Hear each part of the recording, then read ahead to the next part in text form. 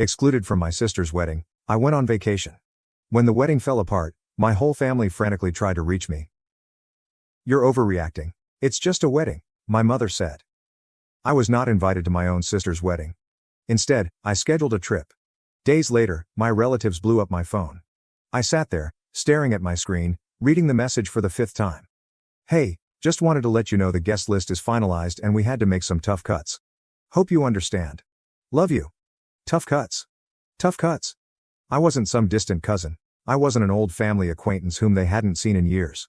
I was her brother. And my sister, the same sister I had assisted through every crisis, heartbreak, and moment of self-doubt, had just cut me out as an afterthought.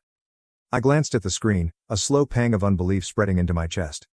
I nearly laughed, because this had to be a mistake. I took up the phone and called my mother. She responded on the second ring, her voice upbeat. "Hey sweetheart, what's up?" I didn't bother making small talk. "I just got a message from Emily. She says the guest list is finalized and I'm not on it." There was a pause. Just long enough to prove what I had previously suspected. "Oh honey," my mother sighed. She always used that voice to make me feel like I was being unreasonable. "It's just a wedding. Don't make a big deal out of this. Just a wedding." I felt a hot stinging coil in my stomach. "Are you serious?" I asked, my voice unusually calm. "Mom, I'm her brother. How am I not invited to my own sister's wedding?" She produced a tisk sound, as if I were a toddler having a tantrum. "It's not personal. They had to keep the guest list small and—" "Mom." I cut her off. "I just saw Emily's Instagram post. She invited 150 people." Silence. Then, a forced chuckle. "Well, you know how things are. Weddings are expensive. And maybe they assumed you wouldn't mind skipping this one." I felt like I had been hit in the stomach. "Wouldn't mind?" I asked. "Mom, I've been there for Emily through it all. I helped her relocate twice. When she lost her job, we covered half of her rent. And I was the one who helped her get over her last breakup. But now I'm not good enough to be there on her special day." "Oh, stop being dramatic," my mother remarked with a sigh. "It's just one day. You're overreacting." I laughed briefly and without humor. Overreacting, right? I could already predict how things would go. I would argue. My mother would shrug me off. Emily would certainly provide a half-hearted apologies later. I'd be expected to forgive and forget. Because that is what I have always done. Not this time. Something within me cracked. If I wasn't worthy of inclusion, then fine, I would not be. I hung up without saying anything and began browsing through my phone. If I wasn't planning to attend Emily's wedding, then I was going to be somewhere much nicer. I was going on a vacation. The more I thought about it, the angrier I became. I wasn't the type of guy who got upset over trivial matters. I had previously let a lot slide. Emily had repeatedly forgotten my birthday. She would only call me when she needed something. Our mother always wanted me to be the understanding one. Emily managed to get away with murder. But this was an entirely new level of disdain. I wasn't going to sit around moping while my sister and the rest of the family played happy little wedding without me. If I wasn't significant enough to be featured, then I wasn't significant enough to be present when they needed me. I grabbed my laptop and began looking up flights. If Emily could have the happiest day of her life, then I planned to enjoy the best week of my life. It took less than an hour to plan. I reserved all-inclusive accommodations at a 5-star resort in the Caribbean. Suite with an ocean view, spa services, and access to a private beach. I had always convinced myself that such a trip would be too pricey. Not this time. I wasn't just traveling for a holiday. I was making a statement. When the wedding weekend came around, I was already on a plane, enjoying champagne in first class. I made sure to upload a picture, legs extended out, drink in hand, with this caption. "Guess I got cut from the guest list, but I think I'll survive." The reactions were nearly immediate. Some of my cousins sent laughing emojis. My aunt, the only rational member in the family, commented, "Good for you. Should have taken me with you." But what's the best reaction? That came from my mother. She sent me 3 texts in a row. Mom asks, "Where are you?" My mom. "Are you seriously missing your sister's wedding over this?" Mother. "You're being petty." Petty? I wasn't even close to finishing. I responded with a photo of the beach, complete with white sand, crystal blue ocean, and a postcard perfect view. Then I shut off the phone. I wasn't about to let them guilt me. Not this time. For the first time in many years, I was not putting my family first. I was putting myself first. And it felt incredible. By the time I arrived in paradise, I had entirely eliminated any lingering remorse. The moment I walked out of the airport, the warm ocean breeze touched me, bearing the aroma of salt and tropical flowers. A private car was waiting to drive me to the resort. A stylish black SUV with chilled towels and bottled water in the backseat. Yeah. This was far better than a wedding. As we drove down the coast, I reflected on how right I had been to accomplish this. Back home, my family was presumably busy preparing for the big day. My mother was probably making excuses for why I wasn't present. My sister was laughing with her bridesmaids, not giving me a second thought. But I wasn't treated as an afterthought here. Here, I was the priority. My priority. The resort was something out of a fantasy. The lobby has enormous palm trees blooming within. A massive open-air architecture that allowed in the ocean wind. And the kind of service where you were greeted with a cocktail before you checked in. My room? Unreal. Floor-to-ceiling windows and a private balcony and the most gorgeous king-size bed I'd ever seen. I threw down my things, strolled out onto the balcony, and simply took it all in. Then, just to make matters worse, I took a picture of the scenery and shared it with this caption. When one door closes, another one opens, preferably to a beachside suite with unlimited margaritas. I knew it would find its way back to my family, and honestly, I hoped it did. Because for once, they could understand what it was like to be left out. And I was only getting started. The first full day of my trip was simply fantastic. I began the morning with room service, which included fluffy pancakes, fresh fruit, and coffee that was so wonderful it ruined every cup I'd ever tasted. Then I spent the entire day doing precisely what I wanted. No responsibilities. There's no family turmoil. Just me, the ocean, and a timetable focused only on my own enjoyment. By the afternoon, I was lounging on a sunbed by the infinity pool, martini in hand, watching the waves roll in. Every so often, I'd check at my phone, not to check in with my family, but look at the growing amount of responses to my vacation blogs. The comments were gold. Cousin Jake. Bro, where are you even? Aunt Lisa. Okay, now you're just showing off. An old college acquaintance says, dude, invite me next time. Finally, I received a notification that made me smirk. Emily saw your article. Oh, now she was paying attention. I could just imagine her reaction, sitting in the bridal room, sipping inexpensive champagne, scrolling through Instagram only to see me having my best life while she is anxious about her wedding. Good. I leaned back, took another sip of my beverage, and thought, enjoy your special day, sis. I hope it's all you wanted. However, when the sun began to set, something unusual occurred. My phone started to explode. Initially, I ignored it. I figured it was just more people reacting to my photos.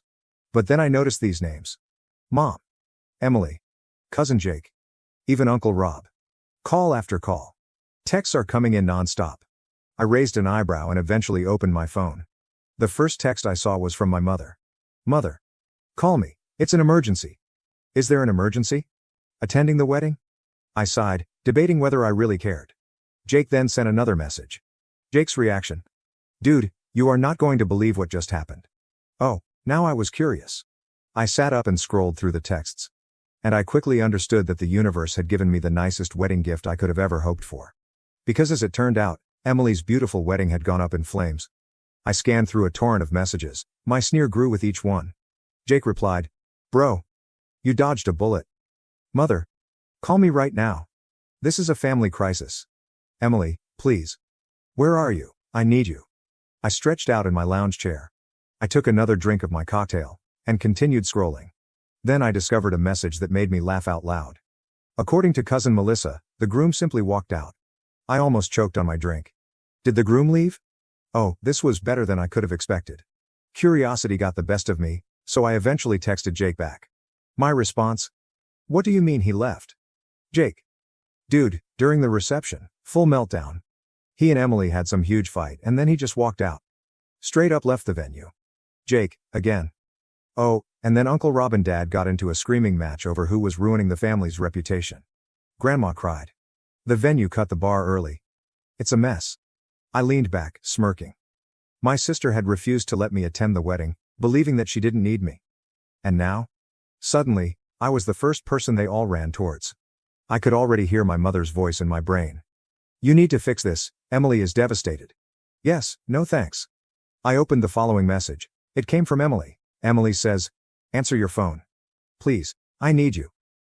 Oh, suddenly I was significant. I took a deep breath and typed back a single response. Me. Sorry, I'm a little busy enjoying my overreaction. Hope the wedding was fun. And then, I blocked her phone number. I blocked my mother. I also blocked Jake, just in case he got drawn into their guilt trip operation. Then I turned my phone to do not disturb mode, waved over the bartender, and ordered another drink. Because, while my family spiraled, I was in paradise.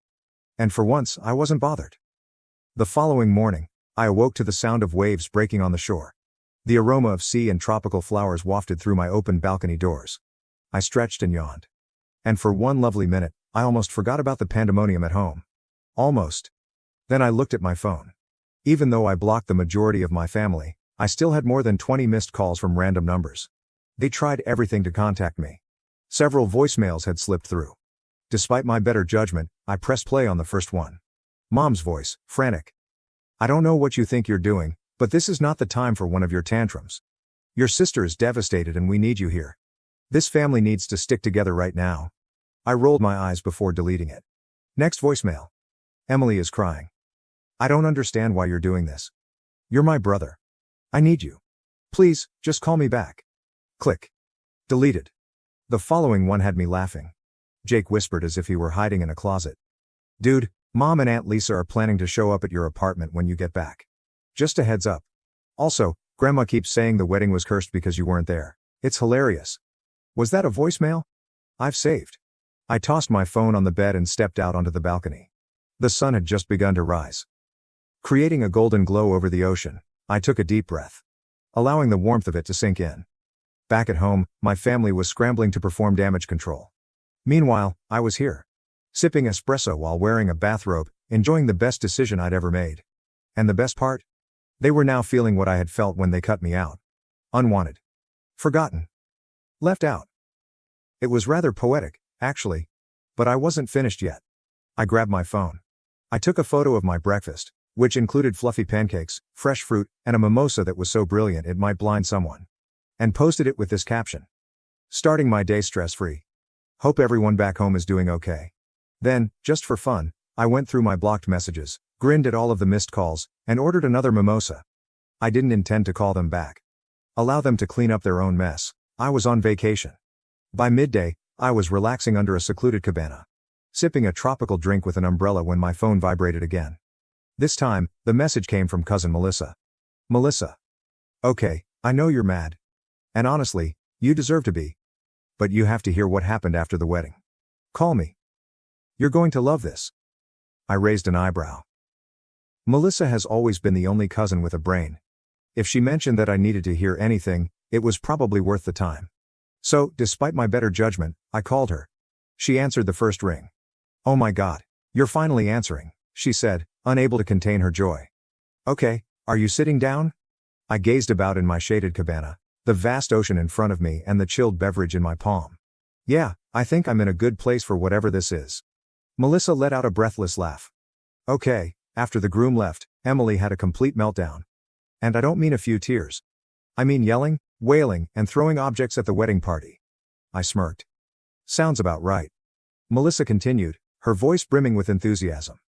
Everyone was attempting to calm her down. Mom overheard Aunt Lisa suggest that the disaster could have been avoided. "If you'd been there?" I blinked. "Wait, what?" Melissa giggled. "Yes, she was saying that you've always been the one to mend problems when Emily spirals. That if you were present, you would have talked sense into the groom or handled everything like you normally do." I burst into laughter. "So let me get this straight. The same family that barred me from the wedding is now blaming me for not being present to preserve it." "Oh, it gets better," Melissa remarked. "Mom told Lisa she was acting ridiculous. And then they started fighting. Loudly. Then Grandma became involved. Saying Emily brought this on herself.